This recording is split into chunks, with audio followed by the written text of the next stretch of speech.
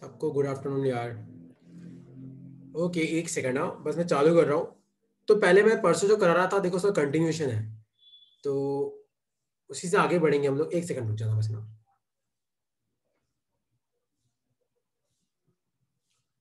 ठीक है, तो देखो पहले हम बात करेंगे आज मोमेंट ऑफ इनर्शिया की, फिर हम आएंगे एंगुलर वेलोसिटी पे, फिर आएंगे एंगुलर एक्सेलरेशन पे। है ना, तीनों आसान टॉपिक्स है लेकिन समझना।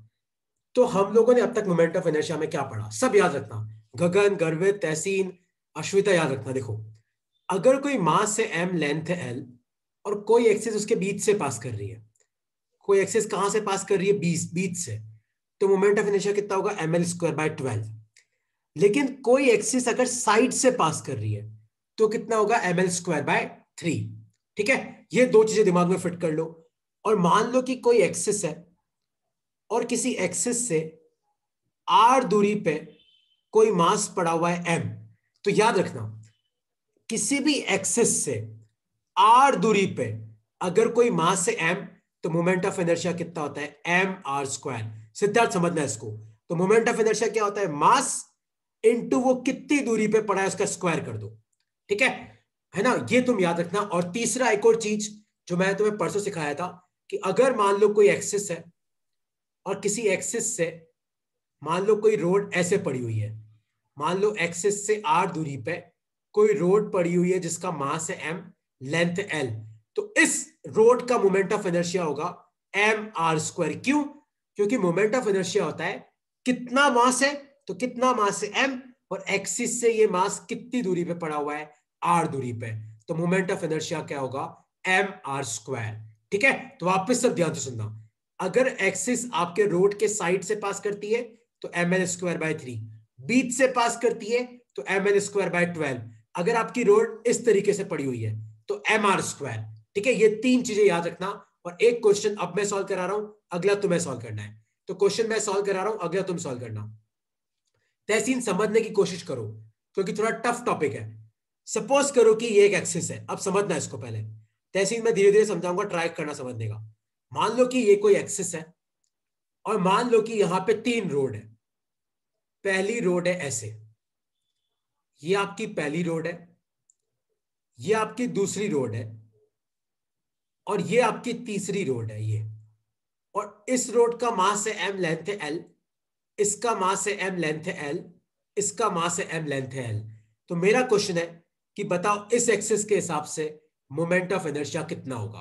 अब तुम सब दिमाग लगाना, तहसीन सुनना, देख जिसको डाउट आ रहा है वो समझना।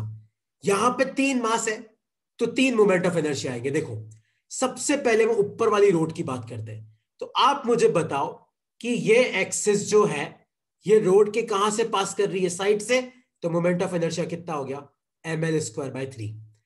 नीचे वाली रोड को ध्यान से देखो, तो नीचे वाली रोड के भी कहां से पास कर रही है, साइड से, तो इसका भी कितना हो गया, ml²/3। और अब तीसरी रोड को देखो, तो तीसरी रोड एक्सिस से कितना दूर पड़ी है, l, तो इसका मोमेंट ऑफ इनर्शिया कितना हो गया, ml²। तो ये इसका आंसर है। अब इसमें तुम लोगों को क्या डाउट है तो आप पूछ सकते हो। ओ हाँ तहसीन, आप प्रेजेंट नहीं थे, आप 2 मिनट रुकना।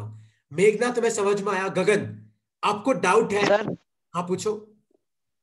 सर ये ml²/3 कांस्टेंट ही रहेगा। कांस्टेंट मतलब m मास है, l लेंथ है।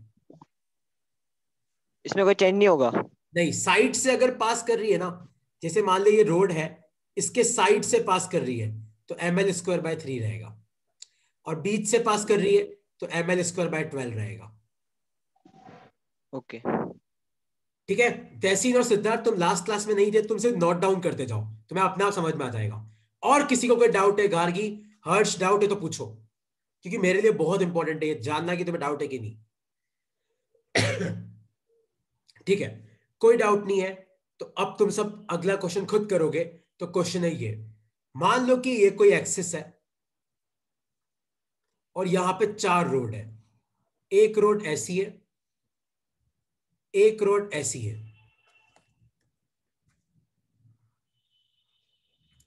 और दो रोड ऐसे है। ठीक है, ऊपर वाली रोड का मास है m, लेंथ l, इसका मास है m, लेंथ l, नीचे वाले का मास है m, लेंथ l, और इधर वाले का मास है m, लेंथ l। और आपको इस एक्सिस के हिसाब से मोमेंट ऑफ इनर्शिया निकालना है। सोचो कैसे होगा। देखो ऊपर वाली जो एक्सिस है ml² वो प्लस ऊपर वाली रोड के बीच से पास ml²/10। कर रहा है, करेक्ट, इसका हो जाएगा ml²/12। नीचे वाले के भी बीच से पास कर रहा है, इसका भी कितना हो जाएगा ml²/12। और ध्यान से देखो तो जो इधर वाली रोड है वो एक्सिस से कितना दूर पड़ी है, l/2, क्योंकि ये टोटल लेंथ कितनी है l, तो इसका कितना हो जाएगा, याद है, प्लस m l/2 का स्क्वायर, मास इंटू आर का स्क्वायर। और जो पीछे वाली रोड है वो भी कितना दूर पड़ी है l/2, तो इसका भी कितना हो जाएगा m l/2 का स्क्वायर। बस ये इसका आंसर है ना। तो थोड़ा तुम्हें याद रखना पड़ेगा। मेघना कोई डाउट है तो पूछो, तहसीन, अश्विता कोई डाउट है तो पूछो। सर हाँ पूछो। सर ये L/2 के और क्वेश्चन आप प्रैक्टिस कराओगे क्या? मैं क्वेश्चन दूंगा, तुम खुद करो और बताओ कि कहां पे दिक्कत आती है। मैं तो कराता ही जाऊंगा, मेरी जिंदगी खत्म हो जाएगी, क्योंकि क्वेश्चन खत्म नहीं होंगे। इस L/2 वाले में मेरे को दिक्कत आ रही थी। अरे दिक्कत नहीं, ये याद रख कि अगर एक्सिस है और मान ले कोई रोड एक्सिस के पैरेलल पड़ी हुई है, जैसे ये वाली और ये वाली, तो बस क्या करना है, देख मान ले एक्सिस से r दूरी पे, तो mr², खत्म। इसकी क्या लेंथ है मुझे इससे कोई मतलब नहीं है, इसकी लेंथ से अपने को मतलब नहीं है। अपने को किससे मतलब है कि वो एक्सिस से कितना दूर पड़ा हुआ है। ठीक है, तो देखो ये बस ये हो गया। अब एक सेकंड रुकना, जस्ट 1 सेकंड। हाँ ये मैंने तुम्हें परसों लिखवा दिया था कि अगर कोई सॉलिड स्फीयर है, याद रखना, तहसीन सुनना, अगर कोई सॉलिड स्फीयर है, मान लो कोई बॉल है और कोई एक्सिस उसके इस तरीके से पास कर रही है सेंटर से, मान लो कोई सॉलिड स्फीयर है और मान लो कि कोई एक्सिस है जो इसके सेंटर से पास कर रही है, तो इसका मोमेंट ऑफ इनर्शिया क्या होगा, 2/5 mr²।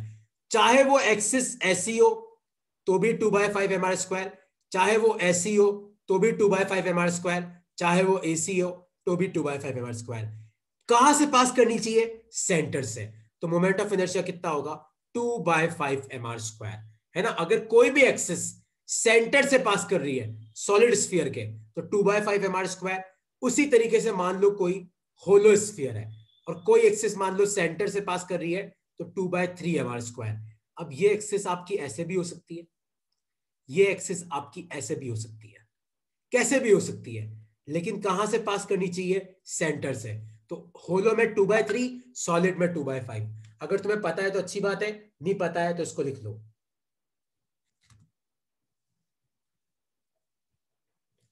ठीक है,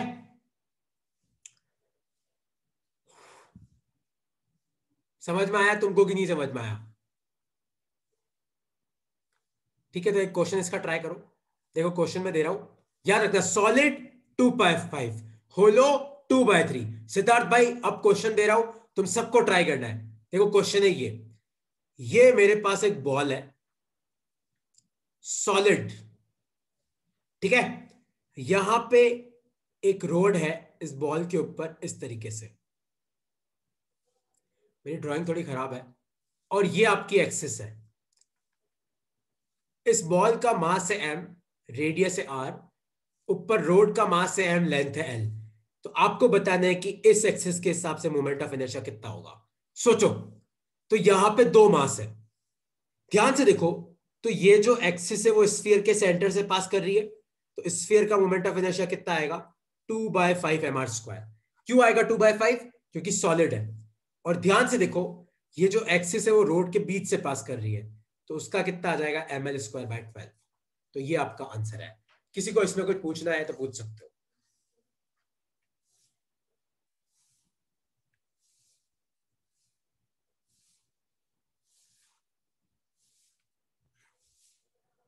ठीक है, डाउट है तो पूछो, और डाउट नहीं है तो अब मैं 2 3D मॉडल लेके आया हूं, तुम उन 3D मॉडल से समझना कि बाकी मोमेंट ऑफ इनर्शिया कैसे निकालते हैं। अब सब ध्यान से देखना, तो लिखो अपनी कॉपी में moment of inertia of a disc. Topic लिखो अपनी कॉपी में, moment of inertia of a disc. तो किसी भी डिस्क का मोमेंट ऑफ इनर्शिया कैसे निकालते हैं। अब सब ध्यान से समझना, सबको यहां पे ये पिंक कलर की डिस्क नजर आ रही है, देखो यहां पे दो एक्सिस है, दिख रहा है। याद रखना, अगर इस डिस्क का मास है m और रेडियस है r, तो ये जो ऊपर वाली एक्सिस है ना, इसके हिसाब से मोमेंट ऑफ इनर्शिया होगा mr²/2। कौन सी, देखो वापस अब मैं समझा रहा हूं तुम्हें, ध्यान से देखना। तो सपोज करो कि ये कोई डिस्क है, तुम्हें ये डिस्क दिख रही है सबको? तो देखो ये डिस्क है, यहां पे दो एक्सिस है, देखो सबको दो एक्सिस दिख रही है यहां पे, देखो दो एक्सिस है, एक जो इसके परपेंडिकुलर है, एक एक्सिस है जो इसके परपेंडिकुलर है, इसके हिसाब से mr²/2, और ये जो एक्सिस है ना इसके हिसाब से mr²/4। तो जो एक्सिस परपेंडिकुलर होती है उसके हिसाब से mr²/2, और मान लो कोई एक्सिस इस डिस्क के प्लेन में है तो इसके हिसाब से कितना होगा mr²/4।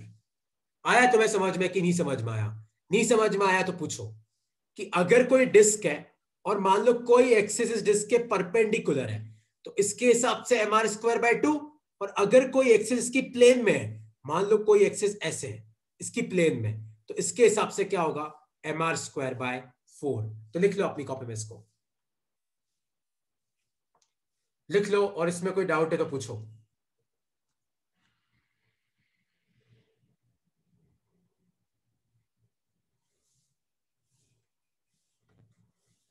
कोई डाउट है इसमें तो पूछो। मेघना आपको समझ में आया? गार्गी तुम्हें समझ में आया? हर्ष की नहीं समझ में आया? कि तुम ऐसे ही बस देख रहे हो? देखने से नहीं होगा यार। ओके, तो देखो बस एक बार और रिपीट कर रहा हूं मैं। तो अगर मान लो कोई डिस्क होती है, एक सेकंड ना, सपोज करो कि कोई डिस्क है, डिस्क मतलब जैसे फ्लाई व्हील, तो फ्लाई व्हील एक डिस्क होती है। तो अगर इस डिस्क के परपेंडिकुलर कोई एक्सिस है जो इसके सेंटर से पास कर रही है तो इसके हिसाब से mr²/2, और अगर मान लो इस डिस्क की प्लेन में कोई एक्सिस है तो इसके हिसाब से mr²/4। बस ये याद रखना, परपेंडिकुलर तो mr²/2, प्लेन में है तो mr²/4। ठीक है, और नेक्स्ट लिखो अपनी कॉपी में, moment of inertia of a ring. Topic लिखो, moment of inertia of a ring. Suppose करो कि ये कोई रिंग है, सबको ये रिंग नजर आ रही है, यहां पे हरे कलर की रिंग है, देखो सबको ये रिंग नजर आ रही है, यहां पे ध्यान से देखो। तो यहां पे देखो मोमेंट ऑफ इनर्शिया कैसे लिखेंगे।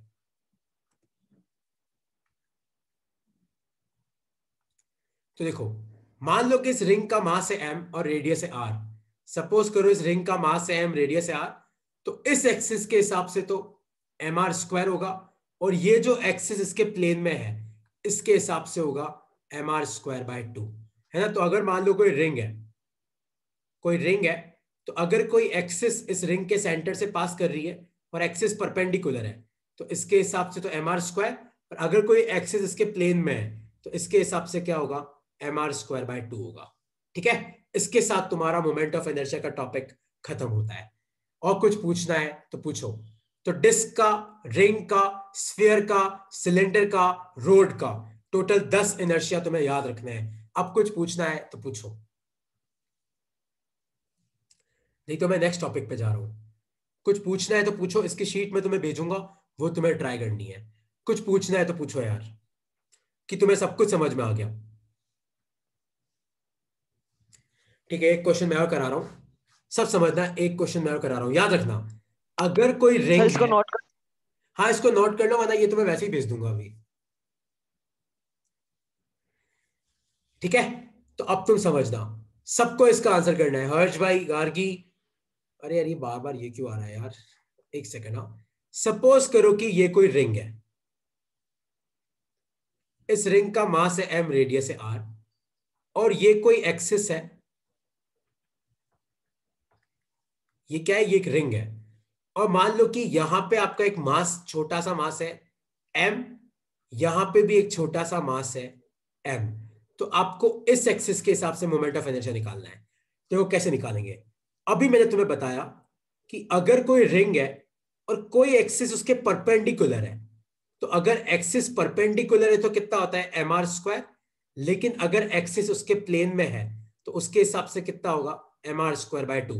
तो ध्यान से देखो, ये एक्सिस उसके प्लेन में है तो रिंग का तो कितना हो जाएगा mr²/2 प्लस, ध्यान से देखो ये जो मास है वो एक्सिस से कितना दूर पड़ा हुआ है r, क्योंकि रिंग का रेडियस कितना है r, तो इसका इनर्शिया कितना हो गया mr², और ये वाला जो मास है ये भी कितनी दूरी पे पड़ा हुआ है r, तो इसका भी कितना हो गया mr²। तो ये आपका आंसर है, क्योंकि कोई भी मास अगर एक्सिस से r दूरी पे होता है तो इनर्शिया कितना होता है mr²। तो ये आपका आंसर है। अब मैं नेक्स्ट टॉपिक पे आ रहा हूं, किसी को कुछ पूछना है तो पूछो। तहसीन सिद्धार्थ नया टॉपिक है, उसमें तुम्हें कोई दिक्कत नहीं होगी, ये मान सकता हूं कि तुम्हें दिक्कत हुई होगी। कुछ पूछना है तो पूछो, नहीं तो शीट में तुम्हें भेजूंगा MOI की, वो तुम्हें सॉल्व करनी है। ओके, तो नेक्स्ट टॉपिक लिखो अपनी कॉपी में। टॉपिक लिखो अपनी कॉपी में सब, एंगुलर वेलोसिटी। सब अपनी कॉपी में टॉपिक लिखो, एंगुलर वेलोसिटी। एंगुलर, ये तुमने अगर पढ़ भी रखा है तो भी वापस समझ लेना, नहीं पढ़ रखा है तो समझना। इसको डिनोट करते हैं हम ओमेगा से। याद रखना, एंगुलर वेलोसिटी एक वेक्टर क्वांटिटी है। इसकी जो SI यूनिट होती है वो होती है रेडियन अपॉन सेकेंड, और एंगुलर वेलोसिटी का फॉर्मूला होता है कितना एंगल कवर किया अपॉन कितना टाइम लगा। थीटा मतलब होता है एंगल कवर्ड, आपने कितना एंगल कवर किया, और टी का मतलब होता है कितने टाइम में, टाइम टेकन। ठीक है, तो ओमेगा क्या होता है, थीटा बाय टी, और ओमेगा का एक और फॉर्मूला होता है, वो होता है D theta by D T. तो लिख लो इन सब फॉर्मूले को, ये सारे फॉर्मूले बहुत इंपॉर्टेंट है, इन सबको लिख लो। और सबसे इंपॉर्टेंट ये चीज है कि एंगुलर वेलोसिटी एक वेक्टर क्वांटिटी है, इसकी SI यूनिट होती है रेडियन अपॉन सेकेंड, और कोई तुम्हें उसका डायमेंशन पूछे तो डायमेंशन भी याद रखना। एंगल का कोई डायमेंशन नहीं होता है 1, टी का डायमेंशन क्या होता है टी। तो एंगुलर वेलोसिटी का डायमेंशन क्या होता है 1 अपॉन टी, या फिर अपन लिख सकते हैं टी इनवर्स। लिख लो अपनी कॉपी में सब, फिर एक क्वेश्चन मैं करूंगा, अगला तुम सबको करना है, लिख लो इसको। तो angular velocity is a vector quantity, ऐसा यूनिट हो गया, और फॉर्मूला क्या है, angle covered divided by time taken.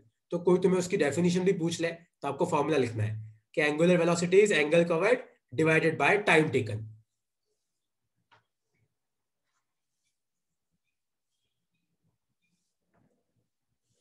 ठीक है, लिख लिया सबने। वेक्टर क्वांटिटी है, डायमेंशन, SI यूनिट, फॉर्मूला याद रखना।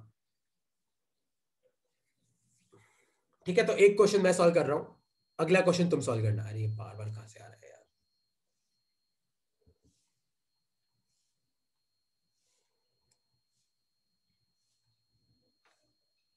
तो क्वेश्चन है ये, क्वेश्चन क्या है ध्यान से सुनना।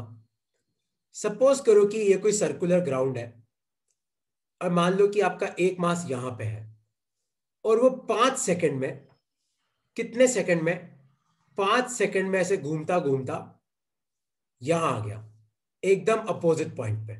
तो पहले वो यहां पे था, घूमता घूमता कहां पे आ गया, यहां पे। तो आपको बताना है कि इसकी एंगुलर वेलोसिटी कितनी होगी। तो कैसे निकालोगे आप, सब ध्यान से देखो। आप मुझे बताओ कितना एंगल घुमा, इतना, और ये एंगल क्या होता है, पाई। अगर तुम्हें नहीं पता हो तो पाई मतलब होता है 180 डिग्री, 2 पाई मतलब होता है 360 डिग्री, 90 डिग्री मतलब क्या होता है पाई बाय 2। तो ओमेगा क्या होता है, कितना एंगल कवर किया अपॉन कितना टाइम लगा। आप मुझे बताओ, यहां से यहां पे आया तो कितना एंगल कवर किया, पाई, और टाइम कितना लगा 5। तो एंगुलर वेलोसिटी कितनी आई, pi upon 5 radian upon second. याद रखना, टाइम हमेशा सेकंड में लेना, एंगल हमेशा रेडियन में लेना। डिग्री में लोगे तो क्वेश्चन गलत हो जाएगा, मैं नहीं जानता। डिग्री में नहीं लेना है, किस में लेना है तुम्हें हमेशा। सर हाँ पूछो। सर यहाँ पे पाई की जगह अपन 180 डिग्री की वैल्यू नहीं रखेंगे। नहीं, मैं अभी बोल रहा हूं आपको एंगल किस में लेना है, रेडियन में। आप डिग्री में कभी नहीं लोगे, किस में लोगे, रेडियन में। और याद रखना, पाई मतलब 180 होता है। तो कोई तुम्हें पूछे मतलब 90 कितना होगा, तो पाई बाय 2। कोई तुम्हें पूछे 45 कितना होगा, तो पाई बाय 4। कोई तुम्हें पूछे 30 कितना होगा, तो पाई बाय 6। ठीक है, तो डिग्री को हमेशा किस में कन्वर्ट करना, रेडियन में कन्वर्ट करना। ठीक है, तो एक क्वेश्चन अब तुम सॉल्व करो। तो वो क्वेश्चन है तुम्हारे लिए ये, सपोज करो, अरे ये बार बार कहां से आता है। मान लो कि ये कोई सर्कुलर ग्राउंड है, और सपोज करो कि आपका एक बंदा था, वो यहां पे था, इस जगह। वो इस तरीके से घूमते घूमते घूमते घूमते यहां पहुंचा, इस जगह, और उसको टाइम लगा 2 मिनट। तो आपको बताना है कि एंगुलर वेलोसिटी कितनी होगी। सब सॉल्व करो, क्या आएगा इसका आंसर, सब सॉल्व करो, दिमाग लगाओ थोड़ा, चेक करो कितना एंगल घुमा वो इस तरीके से घूमते घूमते घूमते घूमते घूमते यहां पे आया, चेक करो वो कितना एंगल घुमा, इतना एंगल घुमा, देखो ये एंगल कितना होगा, लगाओ दिमाग थोड़ा। 270। हाँ तो 270 को कन्वर्ट करो, तुम ऐसे कर सकते हो, 180 डिग्री मतलब पाई रेडियन होता है, तो एक कितना हो जाएगा पाई अपॉन 180, तो 270 कितना हो जाएगा पाई अपॉन 180 इंटू 270, फिर तुम 90 से कहा तो 92 जा, और ये आ जाएगा 93 जा, तो ये कितना आ जाएगा 3 पाई/2। तो आपका ओमेगा कितना आएगा, कितना एंगल कवर किया अपन, कितना टाइम लगा, तो कितना एंगल कवर किया 3/2, और 2 मिनट लेकिन सेकंड में लेना, तो 2 × 60, तो ये आ गया तुम्हारा आंसर रेडियन पर सेकंड। तो 3 पाई, 2 को नीचे भेजो 4, तो 240, 3 पाई/240 रेडियन पर सेकंड, ये इसका आंसर है। किसी को अब इसमें कुछ पूछना है तो पूछ सकता है। अश्विता कोई डाउट है तो पूछो, मेघना कोई डाउट है तो पूछो, और डाउट नहीं है तो भी बताओ कि सर हो गया ना, मुझे पता ही नहीं पड़ेगा। हर्ष गार्गी कोई डाउट है तो पूछो कि ओमेगा कैसे निकालते हैं। एंगुलर वेलोसिटी का मतलब होता है कितना एंगल कवर किया अपॉन कितना टाइम लगा।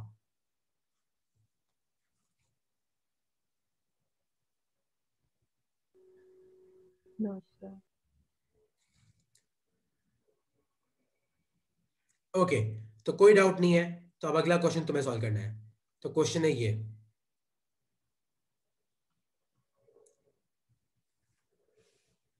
लिखो अपनी कॉपी में क्वेश्चन लिखो। अ पार्टिकल कवर्स, देखो क्वेश्चन लिखो, a particle has angular velocity of 20 rpm, convert it into radian per second. तो क्वेश्चन क्या है, अब सब पढ़ो। तो क्वेश्चन में दे रखा है कि a particle has angular velocity of 20 rpm, आपको उसको रेडियन पर सेकेंड में कन्वर्ट करना है। अब तुम सब 20 rpm का मतलब समझो, क्योंकि अपने एनसीईआरटी में ऐसे समझा देते हो। 20 rpm का मतलब है 20 रोटेशंस पर मिनट, हर मिनट कितने रोटेशन हो रहे हैं 20। तो ओमेगा क्या होता है, कितना एंगल कवर किया अपॉन कितना टाइम लगा।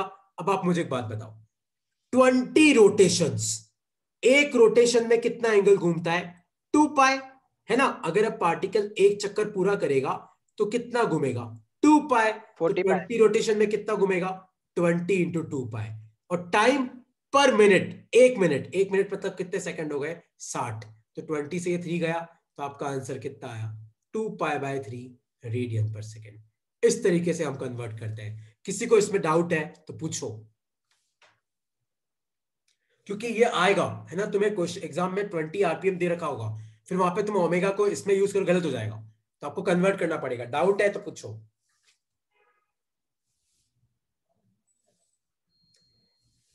ओके, कोई डाउट नहीं है तो हम आगे बढ़ते हैं। तुम डाउट वाउट तो पूछते नहीं हो, अब ठीक है, अब हम आगे बढ़ते हैं। तो एंगुलर वेलोसिटी का तुम्हें मतलब समझ में आ गया। तो नेक्स्ट लिखो अपनी कॉपी में, टॉपिक लिखो एंगुलर एक्सलेरेशन। ये नया टॉपिक है, ये अब तक तुम लोगों ने नहीं देखा होगा। एंगुलर वेलोसिटी पहले भी आ चुका है सर्कुलर मोशन में, एंगुलर एक्सलेरेशन इसको डिनोट करते अल्फा से। लिखो अपनी कॉपी में, एंगुलर एक्सलेरेशन भी क्या है, एक वेक्टर क्वांटिटी है। क्या है, एक वेक्टर क्वांटिटी। और एंगुलर वेलोसिटी का मतलब होता है, एंगुलर एक्सेलरेशन का मतलब होता है, sorry, change in angular velocity, change in angular velocity divided by time taken, change in angular velocity divided by time taken. या फिर अपन लिख सकते हैं अल्फा का फॉर्मूला है omega final minus omega initial upon T final minus T initial. तो जैसे acceleration क्या होता है, change in velocity upon time, angular acceleration क्या होता है, change in angular velocity upon time taken. तो दो फॉर्मूले हैं। तो अगर आपको इंस्टेंटेनियस निकालना है तो D omega by D T put कर सकते हो। अगर आपको एवरेज निकालना है तो ये किसका फॉर्मूला है, एवरेज का। ये किसका फॉर्मूला है, इंस्टेंटेनियस का। तो इन दोनों को अपनी कॉपी में लिखो, फिर मैं तुम्हें दोनों यूज करना सिखाऊंगा। लिखो अपनी कॉपी में, एंगुलर एक्सेलरेशन एक वेक्टर क्वांटिटी है, इसकी एसआई यूनिट क्या होगी, रेडियन अपॉन सेकंड स्क्वायर, और इसका डायमेंशन क्या होगा वो भी साथ साथ लिख लो। इसका डायमेंशन हो जाएगा तुम्हारा 1/t का स्क्वायर। लिख लो अपनी कॉपी में। तो एंगुलर एक्सेलरेशन वेक्टर क्वांटिटी है। अल्फा का फॉर्मूला क्या है? अल्फा का फॉर्मूला है कि कितनी वेलोसिटी चेंज हुई अपॉन कितना टाइम लगा। तो अगर आपको 2 टाइम दे रखे हो तो एवरेज निकालना, एक ही टाइम दे रखा है तो इंस्टेंटेनियस निकालना। ये मैं तुम्हें सॉल्व करना सिखाता हूं कि इसका क्या मतलब है। इसकी एसआई यूनिट क्या है? रेडियन अपॉन सेकंड स्क्वायर, और डायमेंशन क्या है? 1/t²। डायमेंशन याद रखना, ये बहुत इंपॉर्टेंट है अल्फा का, लिख लो इसको। और इसमें कोई डाउट है अब तक तो पूछो, वैसे मैं क्वेश्चन आप कराऊंगा, डाउट अब आएंगे, लिख लो इसको।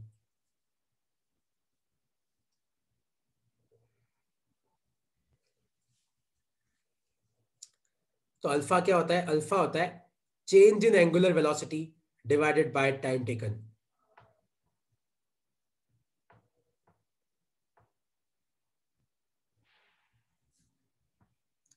ठीक है, तो इसकी ऐसा यूनिट याद रखना, डायमेंशन याद रखना, वेक्टर है याद रखना। अब मैं क्वेश्चन करा रहा हूं तो तुम सब क्वेश्चन समझना, ठीक है? फिर एक क्वेश्चन तुम लोग सॉल्व करना। ये बार बार कहां से आ रहा है यार?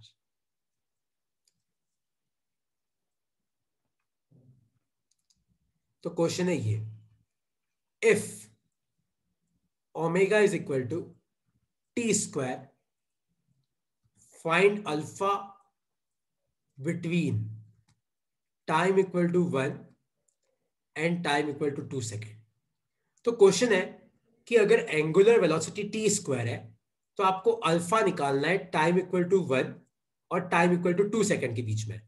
तो मान लो आपका इनिशियल टाइम है 1 सेकेंड और आपका फाइनल टाइम है 2 सेकेंड। तो आपका इनिशियल ओमेगा कितना होगा? देखो, टाइम की जगह 1 पुट करो तो 1 का स्क्वायर तो 1 आ जाएगा, और फाइनल ओमेगा कितना होगा? ध्यान से देखो, टाइम की जगह 2 पुट करो, 2 का स्क्वायर 4 आ जाएगा। तो अल्फा क्या होता है? Omega final minus omega initial upon T final minus T initial. तो ये आ जाएगा 4-1 और नीचे आ जाएगा 2-1। तो ये आ जाएगा 3 रेडियन पर सेकेंड स्क्वायर। इस तरीके से निकालते हैं। और ये कौन सा निकाला अपन ने? एवरेज, क्योंकि अपने को कितने टाइम दे रखे हैं? अपने को 2 टाइम दे रखे हैं। इसमें किसी को कोई डाउट है तो पूछो। एंगुलर एक्सेलरेशन क्या होता है? कितनी एंगुलर वेलोसिटी चेंज हुई अपॉन कितना टाइम लगा। तो आपको इस तरीके से करना था। इसमें डाउट है तो पूछो, वरना अगला क्वेश्चन तुम्हें करना है।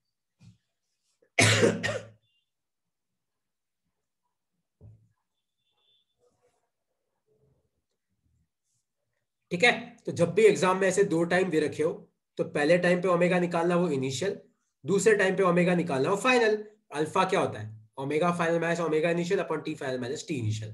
तो एक क्वेश्चन अब तुम सॉल्व करो। क्वेश्चन है ये, क्वेश्चन है ये कि if omega is equal to t² minus t, question है find alpha between time equal to 0 and time equal to 1। Try करो क्या आएगा इसका आंसर, सब जल्दी ट्राई करो।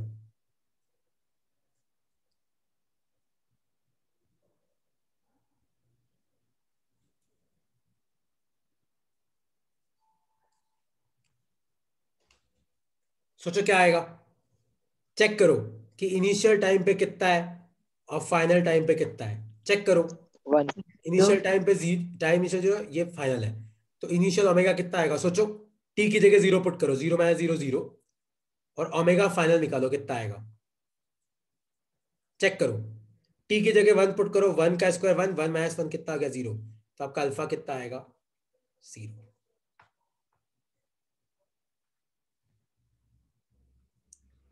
ठीक है, आया समझ में कि नहीं समझ में आया?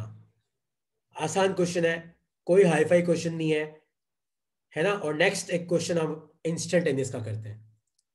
सपोज करो कि मैं तुम्हें क्वेश्चन पूछूं ये वाला कि if omega equal to t³ find alpha at time equal to 2 second.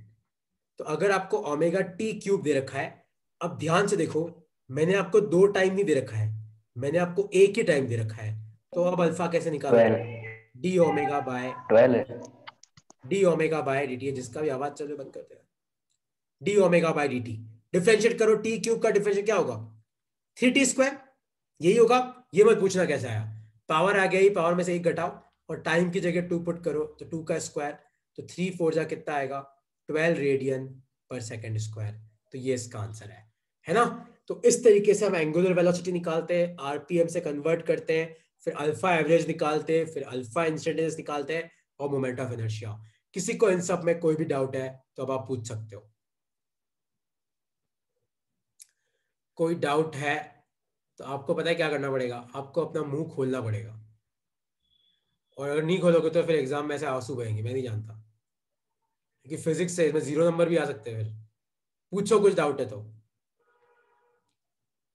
Okay no sir. पक्का, चलो ठीक है कि कोई डाउट नहीं है। तो अब तुम सब एक चीज, अरे बार बार ये कहां से आ रहा है यार। अच्छा कोई डाउट नहीं है तो देखो, हम लोगों ने मोमेंट ऑफ इनर्शिया कर लिया, हम लोगों ने अल्फा कर लिया, ओमेगा कर लिया। लिखो अपनी कॉपी में टॉपिक लिखो, ये लास्ट टॉपिक है आज का और ये डेरिवेशन है। टॉपिक लिखो, relation between linear acceleration, relation between linear acceleration and angular acceleration. Relation between linear acceleration मतलब ए और एंगुलर एक्सेलरेशन मतलब अल्फा। तुम सबको सर्कुलर मोशन से ये वाला फॉर्मूला याद है, v equal to omega r, याद है? v मतलब लीनियर वेलोसिटी, ओमेगा मतलब एंगुलर वेलोसिटी, r मतलब रेडियस। आप दोनों तरफ टाइम के रेस्पेक्ट में डिफरेंशिएट करो तो v का तो हो जाएगा dv बाई dt, r एक कांस्टेंट है, ओमेगा का हो जाएगा d ओमेगा बाई dt, और dv बाई dt क्या होता है acceleration, d omega by dt क्या होता है अल्फा। तो लिखो अपनी कॉपी में a equal to r alpha, लिखो अपनी कॉपी में a equal to r alpha. तो ये रिलेशन है v equal to omega r, तो a equal to r alpha लिख लो। इंपॉर्टेंट रिलेशन है ये आगे बहुत काम आएगा, a equal to r alpha. लिख लो इसको अपनी कॉपी में।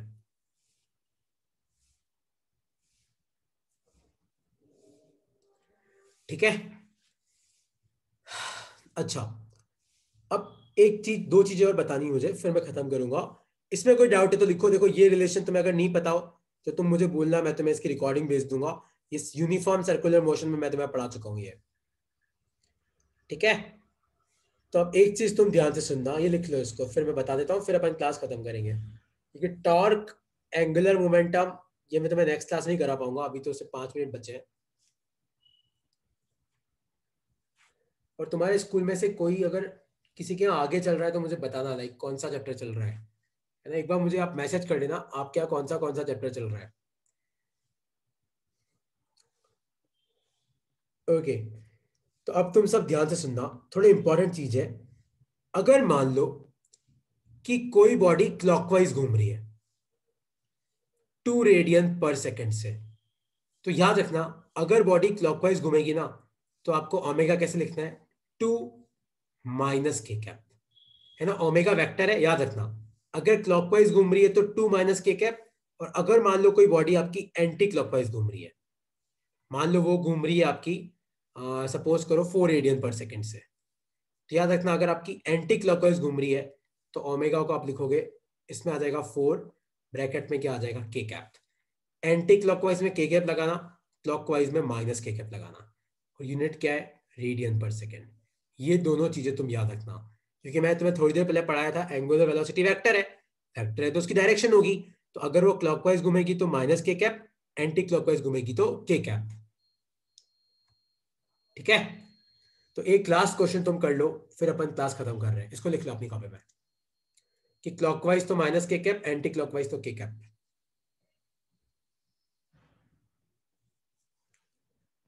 ठीक है, बस एक लास्ट क्वेश्चन है, देखता हूं किस किस का आंसर सही आता है, किस किस का गलत आता है। तो क्वेश्चन है ये, at time equal to 2 second a body is rotating clockwise with 20 radian per second. After 4 seconds, मतलब 4 सेकेंड के बाद body is rotating with 60 radian per second. तो टाइम इक्वल टू 2 सेकेंड पे तो 20 रेडियन पर सेकेंड क्लॉकवाइज है, after 4 second body is rotating with 60 radian per second in anti clockwise direction, find alpha. तो आपको बताना है कि एंगुलर एक्सेलरेशन कितना होगा। सोचो सब कितना आएगा, सब दिमाग लगाओ। तो at time equal to 2 second body is rotating clockwise with 20 radian per second. तो आपको इनिशियल टाइम कितना दे रखा है 2 सेकेंड, और तब आपका ओमेगा इनिशियल कितना होगा 20 और क्लॉकवाइज है तो आप लिखोगे 20 माइनस के कैप। 4 सेकेंड के बाद आफ्टर 4 सेकेंड्स मतलब फाइनल टाइम कितना है 6, आपका फाइनल ओमेगा कितना होगा, body is rotating with 60 radian per second in anti clockwise, तो ये कितना आएगा 60 के कैप। तो आपका अल्फा कितना आ जाएगा, omega final minus omega initial upon T final minus T initial. तो 60 के कैप माइनस लगाना और यहाँ पे आ जाएगा -20 के कैप, और नीचे क्या आएगा 6 में से 2 गए 4 बचे, और यूनिट क्या आएगी रेडियन अपॉन सेकंड स्क्वायर। ठीक है, अब किसी को कोई डाउट है तो आप पूछ सकते हो।